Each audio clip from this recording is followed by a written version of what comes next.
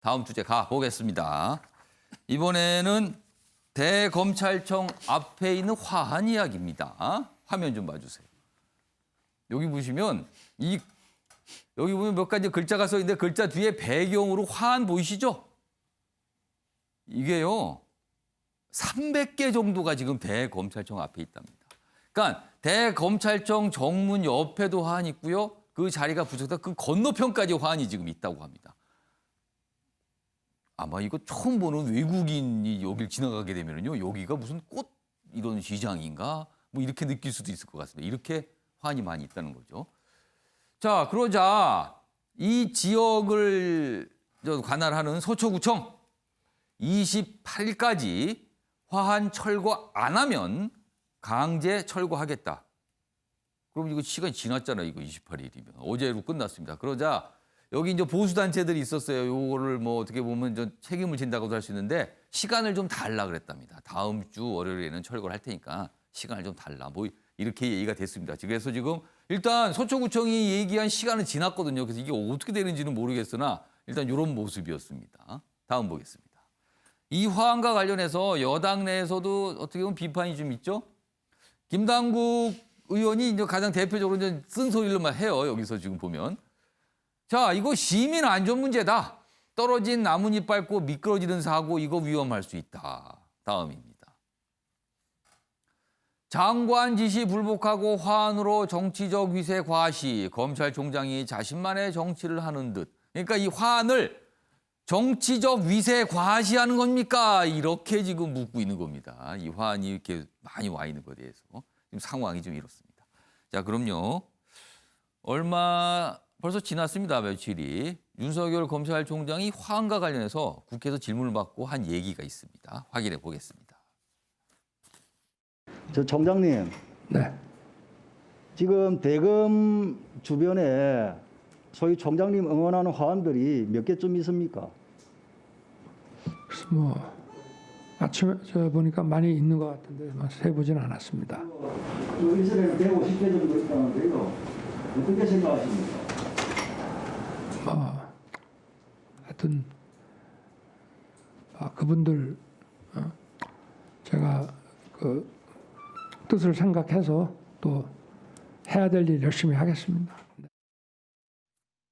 자, 방금 보신 영상이 지난 20일 영상이었거든요. 근데 날짜가 더 지나면서 지금 150개가 아니고 300개까지 늘었다고 합니다. 지금요. 윤영걸 전 대표님. 네. 근데 이제 서초구청에서 이제 문제 제기를 한 거잖아요. 이거 미관이나 그렇고 여러 가지 문제가 있으니까 이거 치우세요 한 거예요. 근데 이제 이 전체 이제 보수 단체들이 이제 아마 이런 걸 본인들이 이제 뭔가 담당을 한다 이렇게 한 것 같아요. 그래서 이렇게 얘기가 나왔는데 엄격하게 따지면 지지하시는 분들이 윤석열 총장에게 보낸 거 아니에요? 그럼 이건 소유권은 윤석열 총장으로 넘어간 거 아닙니까? 근데 그렇게 보기는 조금 모호한 측면도 있는 것 같아요. 모호합니까, 좀? 네, 상가집이나 결혼식장에 온 화환은 예. 상주나 혼주가 주인이거든요. 예. 일단 받으면 접수한 거잖아요. 예. 근데 이거는 대검찰청에서 접수한 게 아니잖아요.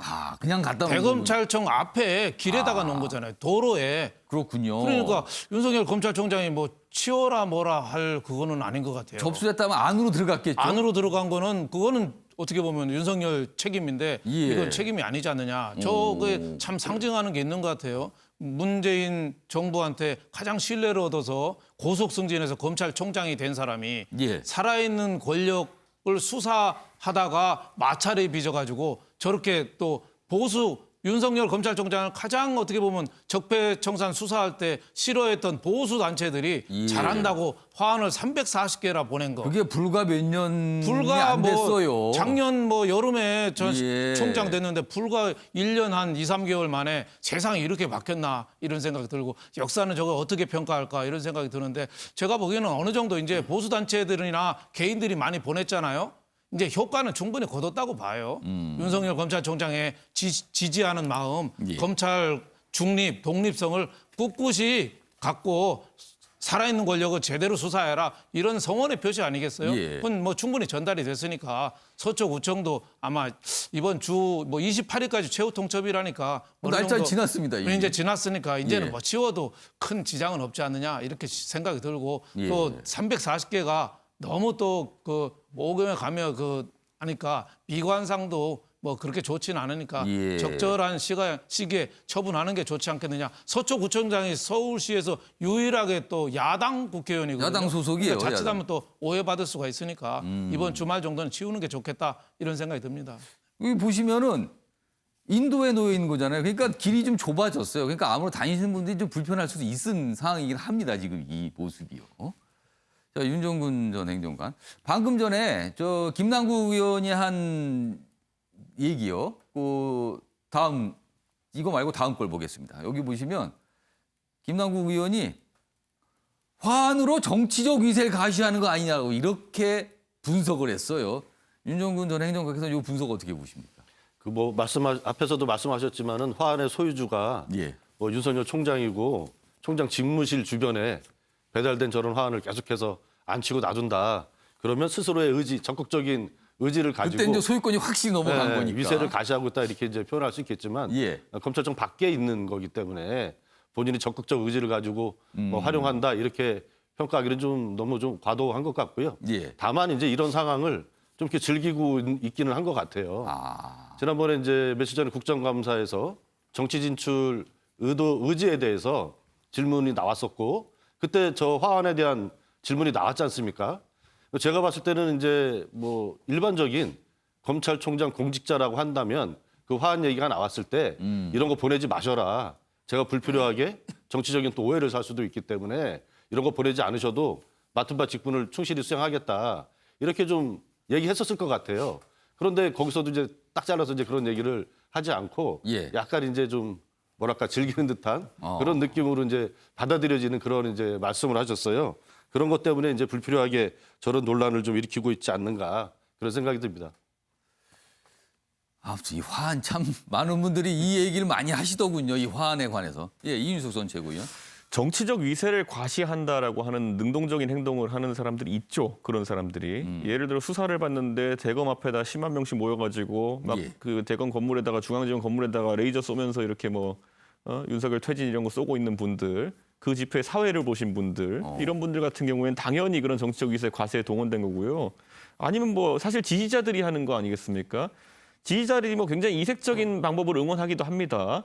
근데 제가 봤을 때 추태에 가까운 방법으로 응원하는 분도 있거든요. 예. 예를 들어 뭐 차가 갔는데 거기에다 물티슈 들고 나와가지고 차를 닦고 있다든지 냄새 맡는다든지 이런 분들이 있어요. 저는 그런 것들에 비하면 아주 젠틀한 행동 아니냐.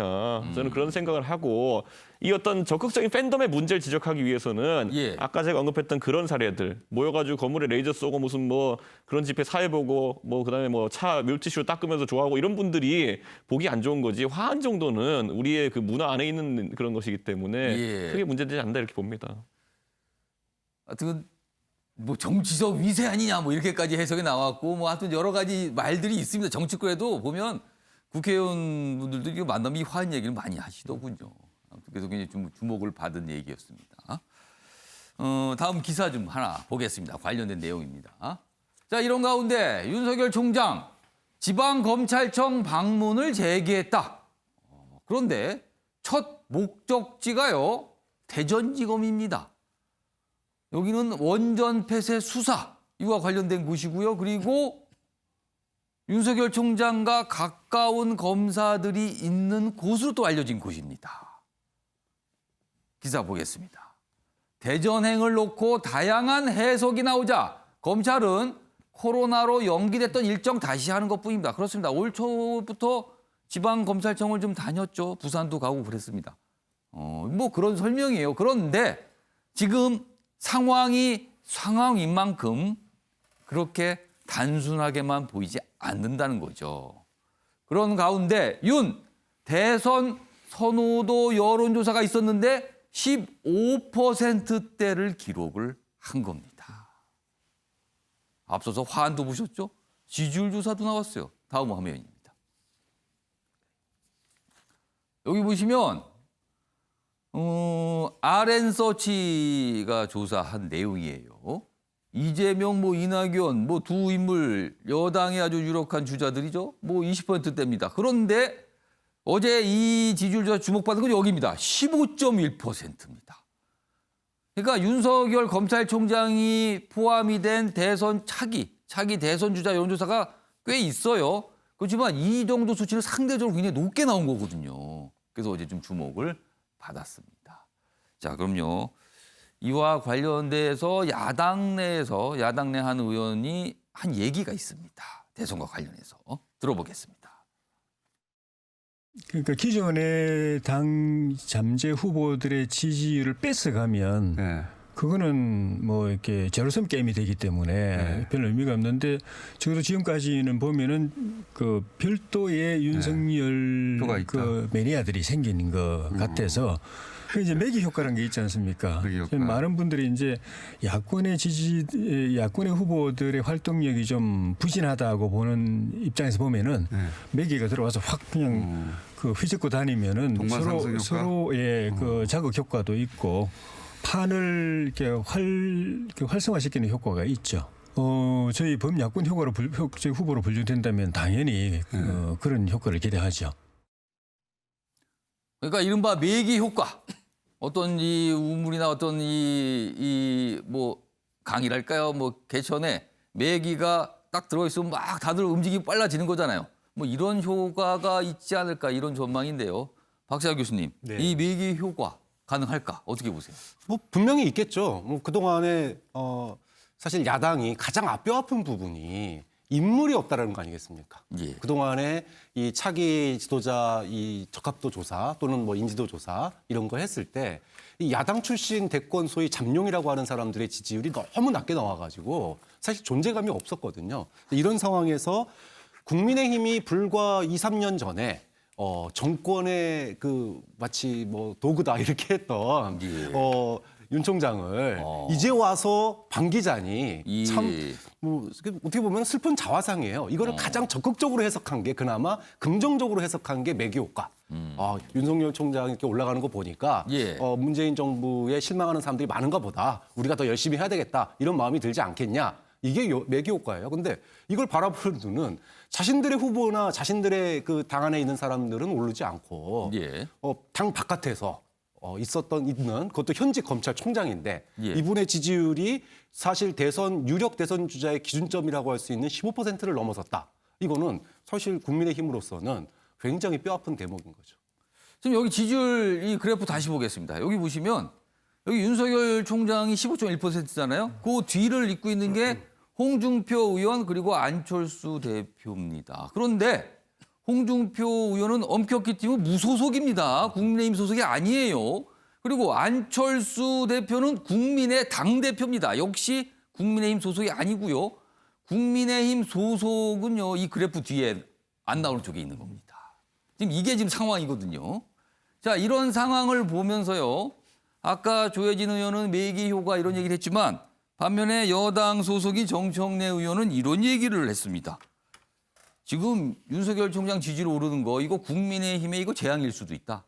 왜 그런가 하면 다른 그 당내 잠룡도 지지율을 도토리로 만드는 거다 지금. 뭐 이렇게 평가했는데 이준석 전 최고는 그 평가 어떻게 들으셨어요? 저는 정청래 의원이 굉장히 두려우신가 보다 이런 생각을 좀 하고 있고 저는 여기에 대해서 이제 아까 조혜진 의원도 이제 매기 효과라고 이제 좀 이게 큰 틀에서 얘기하셨는데 예. 사실 굉장히 큰 상징적 의미가 있습니다. 예전에 그 당이 통합한 직후에도 보면 황교안 대표가 지지율 수위를 달린 적이 꽤 있었거든요. 그렇습니다. 그때 한 15에서 20% 정도의 수치를 확보했었는데 그게 의미하는 게 뭐냐면은 보수 주류가 어쨌든 박근혜 정부의 연장선에 가까운 위치에 있는 황교안 대표를 으뜸주자로 내세웠다는 거죠. 그런데 지금은 윤석열 총장이 올라간다는 것은 탄핵의 강을 넘는다라는 그런 상징적인 의미가 이제 있는 겁니다. 왜냐하면 윤석열 총장은 탄핵을 시킨 어떤 정치적 의미의 탄핵을 시킨 국회의원들보다도 더 강하게 사실 박근혜 정부의 박근혜 대통령을 포함한 상당한 인사들을 감옥 보낸 사람이에요. 예. 근데 이에 대해 가지고 지금 15% 가까운 수치가 나왔다. 안철수 대표도 탄핵을 주도한 사람 중에 하나 아닙니까? 근데 예. 5.8% 나왔다.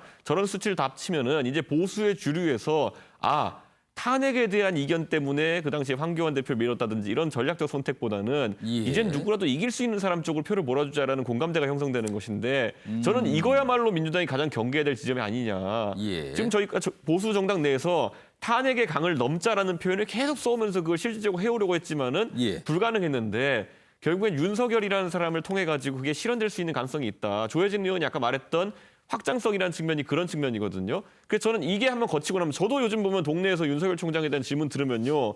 굉장히 강경보수 성향의 이런 분이 있으면은 잠깐만 생각해 보세요. 그런데 그분 박근혜 대통령 감옥 보낸 분인데요. 이렇게 하면요. 아 그랬던가 잠깐 생각하시는 경우도 있어요. 그러니까 그게 하나씩 이게 무너져가는 과정 중에 있다. 이렇게 보면 될 것 같습니다. 그러니까 지금 이준석 전 최고위원의 분석은 이 숫자를 봐야지 이 숫자 밑에 있는 인물은 아직은 아니고 이 숫자 자체가 지금 왔다는 거에 의미부여를 좀 해보자. 지금 이렇게 해석을 해 주신 것 같습니다.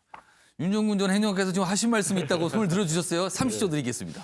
그 이제 뭐 민주당이 여권에서 윤석열 지지율 나오는 걸 두려워한다 이런 예, 지금 그렇게 말씀을 보셨어요? 해주셨는데 저는 이제 전혀 아니다.